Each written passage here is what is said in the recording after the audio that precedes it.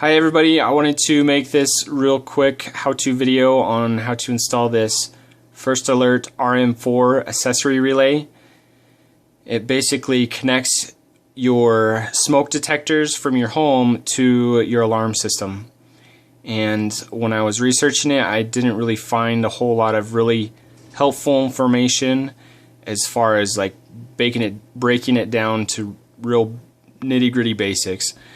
So I wanted to make this little video to help you out with that for your do-it-yourselfer.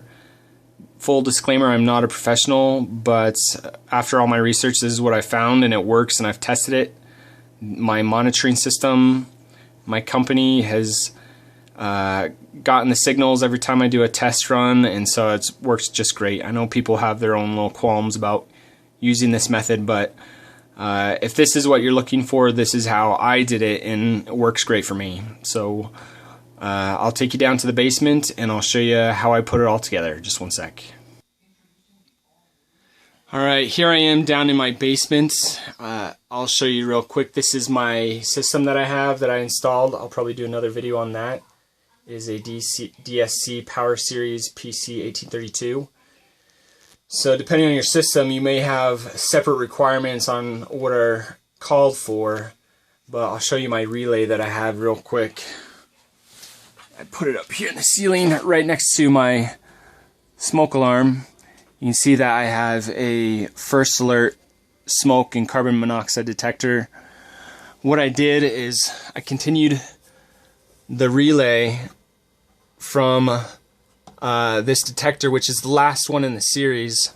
I continued it in with the standard 12 gauge line with the 3 different cables. You got your alternating, your neutral, and then the red relay, which I connected to one end of this relay. And you can see the black, white, and red, if you can see that. And those are just lined up with the black, white, and red of that line that goes into the box. Then the most important thing, part of this relay, is this resistor right here, which I found pretty confusing the way people described it in the blog. But essentially what you want is, for my system, I have the common, which is this brown wire, and the normally open, which is this blue wire, and then they're connected to these outgoing wires, which are black and red. That's just a speaker wire that I had laying around, and I'm sure you could probably use a Cat 5 wire or whatever. I just happen to use this. The part that I wasn't so sure about when I was doing it was this resistor, and that is a 5600 ohm resistor right there, and it came with my security system. And according to my security system manual, this needs to be jumpered between the two, the common and the normally open connectors. You can probably see how I have that connected. It seems like I got a pretty good focus there. You can see that the resistor color code is, I got the gold, red, blue, green, which is the code for the 5600 ohm resistor. And that's how I put it together. It's really that easy. Just making sure that you know that you're doing it right and you don't, burn anything up is the scariest part. And that's mostly why I wanted to make this video, is so I can give a visual on how to do this. And like I said, I've tested it several times and I've had no issues with it. It's worked perfectly fine. I know other people have had qualms about it, but there it is, simple as that.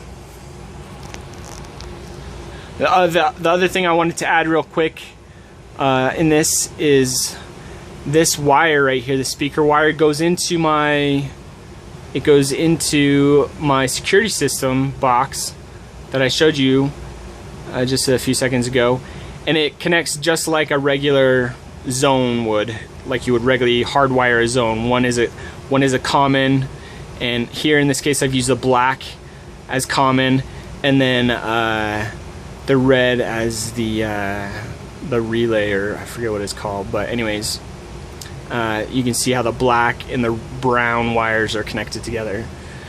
So and that's pretty much it. It's just hooking it up as another zone in your panel. So there you go.